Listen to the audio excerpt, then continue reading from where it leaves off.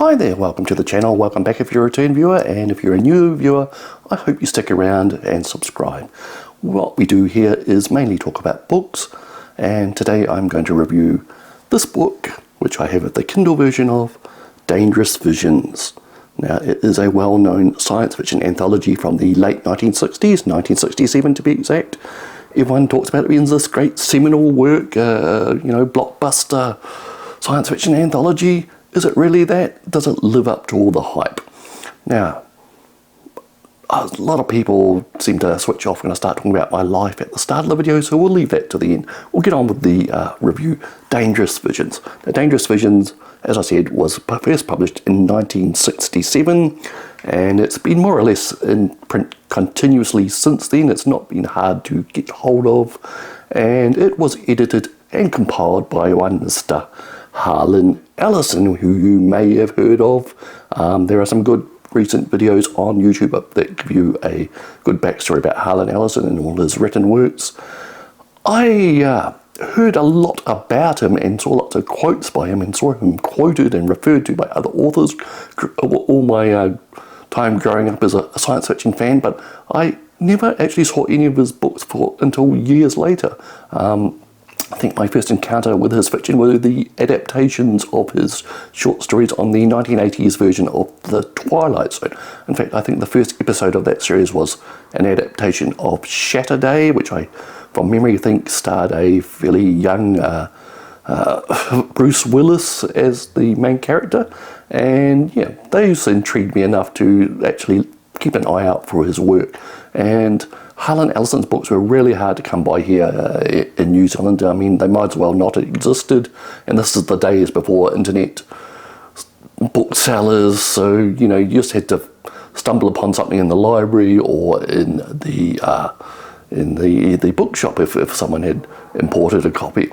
And I think the only time I actually found a book by Harlan Ellison was in the local New Brighton library when I was about 18 or so. There was a kind of a picture book version, I think it was, of Mephisto in Onyx, and it was done with illustrations in a strange landscape type format book.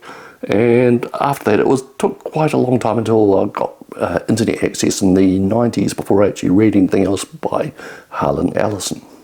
And he had a reputation of being a kind of irascible, grumpy type of guy, but he fought for the right things. He was very big on injustice, fighting against injustice, and championing his fellow writers, their rights, their publishing rights, and all that type of thing. And as time gone on, he's kind of faded from our reading culture, and there seems to be a distinct effort to bring him back into the fold, into the public eye.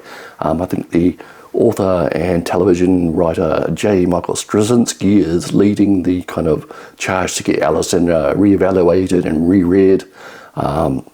He's working with the Ellison estate. Harlan Ellison is now deceased, and the Ellison estate are trying to put his books back out into the public domain. And one of the first efforts of that was this book, Greatest Hits, which is a collection of Harlan Ellison's short stories, which came out recently. It's a very handsome volume. Like I said, there are plenty of videos reviewing this on YouTube. I haven't got around to actually reading everything in it yet, so it'll be a while till I post a video, but just look it up and you'll sure find what you're looking for. Now, as part of this effort to bring Ellison's work back to the fore, they've started republishing the Dangerous Visions series. Now, the original here is in 1967. There were two following volumes, planned anyway. There's again Dangerous Visions, which is now available. And the final volume, Last Dangerous Visions, I think it is, was never actually published. It was supposed to be published sometime in the 1970s, but for a variety of reasons, which seem to conflict depending on who you read, Ellison never actually got it to the publishing stage, and they actually tied up the rights of several book stories for several authors. That their stories were never actually seen. And I understand the final or Last Dangerous Vision, the proper title eludes me at the moment. I understand it's going to be published in October, and it will contain a mix of some of the stories from the original intended volume and a bunch of contemporary stories, which is a bit of a controversial mix. And anyway, Just to give you a little bit more background on the original Dangerous Visions, it was compiled in the late 1960s, like I said, and the standout selling point of it at the time was that every story in Dangerous Visions was original to this anthology.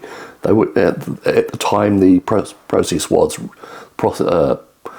the way that these anthologies were put together was that you went through a whole lot of old magazines and bought up the rights of ones that have already been published in magazines and what have you, and then compiled them into a book. Ellison decided to go against the grain with this, and he decided to ask writers to write stories especially for this anthology, or find stories that had not been published before, and he bought the rights of them. So Dangerous Visions was unique in that sense. And the other thing, of course, is the title Dangerous Visions. The danger in that, the dangerous that it's talking about is basically he got the writers to write about what were controversial or edgy or disturbing or social issues of the day. Now, this book, as I'm about to tell you, is very, very 1960s. It is everything that was concerned on America's mind in the 1960s, because I think about 95% of the authors in this book, there are 33 stories, and most of them are Americans with very American views. Of course, if you live elsewhere, your mileage may vary.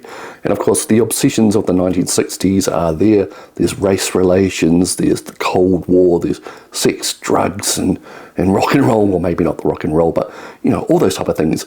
Now, a lot of those issues are still with us, probably not completely solved yet, but there is a very 60s take on this. And that one of the things that made this book a little less than fully enjoyable to me is that I was almost cringing at some of the attitudes and some of the just the way that these things were discussed in the stories. A lot of them are cloaked in science fiction ideas and allegories and what have you, but you can tell what they're talking about, and that's probably the intent anyway. But, reading this in 2024, it's just that kind of feeling about these stories that they're very, very much of their day.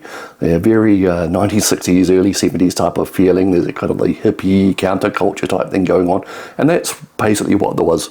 The point of all this. This was a showcase of what was called the new wave in science fiction. The authors trying to go out beyond the old space opera, rockets to an alien invasion type of thing, and comment on society by writing these dangerous stories. And the new wave was a big deal in the late 60s, early 70s. A whole new wave of authors came in, both sides of the Atlantic. The new wave in the United Kingdom was somewhat different, more experimental, more perhaps even more dangerous than what the Americans had. And anyway, Dangerous Visions is now seen as a showcase for the so-called new wave. There are some authors in this. There are 33 stories in all, I think I already said. Some authors in this were well known at the time when this came out. Some were up and coming. Some became famous perhaps as a result of being in Dangerous Visions. People decided to seek out their work. Now, my opinion of it. I can't really go through all 33 stories. It's been a while since I actually finished this book, maybe about a month ago now. A lot of the weaker stories have really faded. There's not much that sticks in my mind. And some of the stronger stories were a little much. And I don't know what I mean by that, but there's some stories that have been celebrated as part of this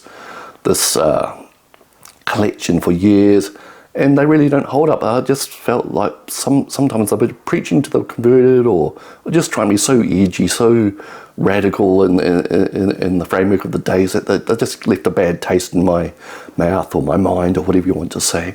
Some of the simpler, less convoluted stories actually worked better for me, and there's some very polished works in here, and there's some quite rough stuff in there, and I don't know, I had mixed feelings about this book, and it's a mixed bag of things.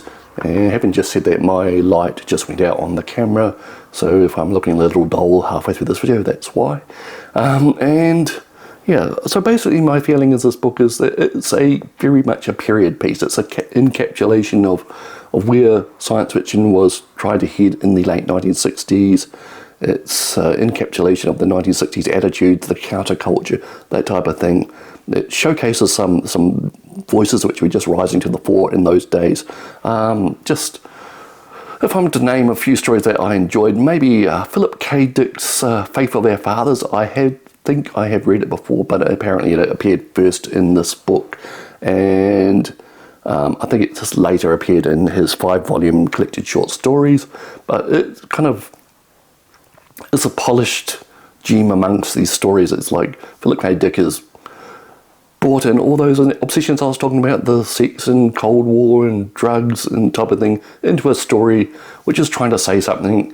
And it's probably the most sharpest story in this collection, I think. Other ones that stuck out for me were not actually ones that were an awful lot of science fiction in them, more whimsy, more... There's one called The Dollhouse, the author of which I have forgotten, ashamedly, and it's about a businessman in financial stress who turns to more fantastical methods to try and achieve his success. And of course, in such stories, he gets his comeuppance. There is a Brian Aldiss story, and again, the title, I think it's called something, The Day the Time Ran Out, or something like that. And it's quite a fascinating story about pockets of time being discovered underground, and time being distributed in reticulated system like piping, and the protagonists have a house in the rural area and it's costing them more to get time piped into their property. And of course things go wrong with a system of pipes and pumps and what have you, and it's got bizarre results. And I thought it was really imaginative. There's another one called something like Futuretopia, an alternate worlds, an alternate America with very different civilizations became the ascendant. Yeah, and there's the Modran stories. Sorry, I'm probably getting that right. You can tell I haven't done my research greatly this morning before doing this video. It posits a future, perhaps Earth, where cyborgs are bored leaders of the Earth, and they basically war amongst each other for sport. And the surviving humans have to scurry around between these conflicts, and the cyborgs are kind of amused by humanity's fears and obsessions. Now, I've heard about these Mondrian books in the book pilled videos recently, and I understand there's a fix-up novel that collects those stories, so that's one to look forward for. Yeah, so I said I wasn't going to review individual stories, and now I've just done a hash job of some. I just thought some of the simpler, more effective ideas type stories in Dangerous Visions work better than the ones that kind of tackled these big issues head on. There's some in there which I just left a real bad taste in my mouth. There's some of the issues they wanted to basically go into, really not things I was really pleased to read about, but just a personal taste thing. I know they were trying to be all edgy and dangerous as they were back in those days, and yeah, just some of those things don't really match with contemporary taste. So that is pretty much my review. Sorry that I've gone on a bit long. I've probably just slapped my microphone, my light's gone out, and I've forgotten names, so that's basically where we are really. This is my first video like this for about 6 weeks, so excuse me if I make a mess. So Dangerous Visions, it's a mixed bag. It's a time capsule of the attitudes and fears and obsessions of the late 1960s.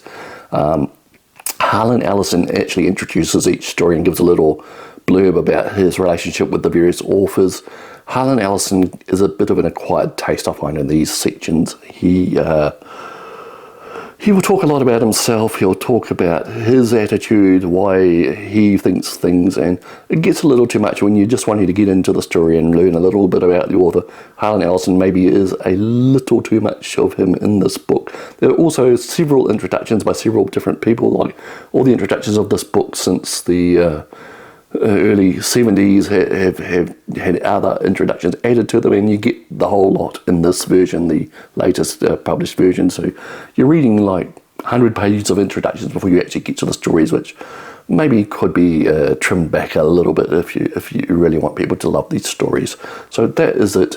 Dangerous Visions, edited and compiled by Harlan Ellison, out now. Second one I believe is out now, and the third one coming in October. Okay, so that is the book done. Now, what's happened in my life lately? Well, I managed to extricate myself from the job which was giving me grief, the customer support job. Found another job, I think I've mentioned this before, and it was a really quick turnaround. Like, I ended one job on the Friday and started the new job on the following Monday. It's the first time it's ever happened like that for me. There's usually periods of financial and worry between jobs and what have you, but this was such a smooth transition. I really couldn't believe it. And I stepped into the new job, which is a admin type position in a large multinational insurance-based company, which I won't name right here, but it was just such an amazing experience from night and day, one contrast from one to the other. I felt valued, I felt welcomed. It was a bit of a honeymoon period the first couple of weeks of this new job. Of course, I felt euphoric about how well everything had gone. Starting to come back to earth now and realising it's a job, but that's what I need. I needed a fresh break from what was going on, and I've enjoyed my time there. It's a little tough starting to make connections again. You know, I had 6-7 months of making friends at my previous job, made some great connections there. A little tougher for me doing it in an office type situation again after working at home. You know, there's always little cliques and things going on in offices, and you know, job is turning out to be not 100% what I was described it was going to be in the interview or whatever. I guess I'm going to have to adjust my expectations as well as the employers. But I am enjoying the experience. I'm getting out of this place here, which was one of my bugbears with the other job. I was working and living and sleeping in the same room. Now I get out pretty much every day, and that has just improved things massively. I may work from home in the future if the job lasts long enough, but I will make it a very different experience than I had, because I wasn't really doing myself any favours before. So that is me. It is nearly the end of August 2024 here in Christchurch. The weather has started to warm a bit. We haven't had a very brutal winter, but it's been some very cold mornings, some very cold evenings, a few bouts of rain and mud. Now, this is a risky time of year weather-wise. In the past, we've had things like snowstorms and floods or whatever about in late August. As the seasons start to change, things get a bit wild. There were high winds the other day. Today is looking like it's going to end up very sunny and warm, so we'll enjoy that while we can. So next up, it will be a book haul video, probably next weekend. I've bought a bunch of secondhand books over the last few days to add to the collection, and you will be discussing those next time. So I hope you will enjoy that too. So I'll just say goodbye and thank you, and enjoy your weekend or your week, your day, your evening, your morning, whenever you're watching this. We'll see you next time. Cheers.